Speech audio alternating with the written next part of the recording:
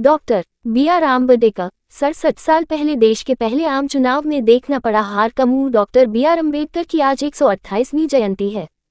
प्रधानमंत्री नरेंद्र मोदी से लेकर बसपा सुप्रीमो मायावती और कांग्रेस अध्यक्ष राहुल गांधी तक सभी बड़े नेताओं ने अम्बेडकर को श्रद्धांजलि दी है। भारत के संविधान निर्माता बाबा साहब अम्बेडकर ने आज़ादी के बाद भारत का पहला लोकसभा चुनाव लड़ा था। ये 67 साल पुरानी सन 1952 की बात है। इस चुनाव में अम्बेडकर को पराजय का सामना करना पड़ा था। अम्बेडकर ने महाराष्ट्र की उत्तरी मुंबई सीट से चुनाव लड़ा और हार गए। बी.आर. अम्बेडकर जवाहरलाल नेहरू के प्रधानमंत्रित्व में बनी देश की पहली अंतरिम सरकार में कानून मंत्री थे। कांग्रेस से मतभेद के चलते 27 सितंबर 1951 को उन्होंने नेहरू मंत्रिमंडल से इस्तीफा दे दिया। अम्बेडकर नेहरू सरकार के अनुसूचित जातियों की उपेक्षा से नाराज थे। इसके बाद अम्बेडकर शेड्यूल कास्ट्स फेडरेशन को खड़ा करने में जुट गए।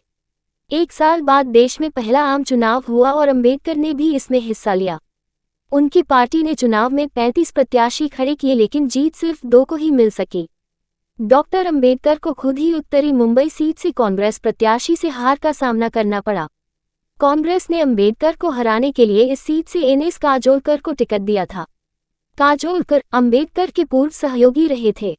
चुनाव में अम्बेडकर को 1,23,576 वोट मिले और काजोलकर को 1,37,950 वोट मिले। कहा जाता है कि इस सीट से चुनाव हारने का अम्बेडकर को गहरा दुख हुआ, क्योंकि महाराष्ट्र उनकी कर्मभूमि थी। बाद में कांग्रेस ने कहा कि अम्बेडकर सोशल पार्टी का साथ दे रहे थे, इसलिए उनका विरोध करने के अलावा पार्टी के पास कोई दूसरा चारा नहीं था।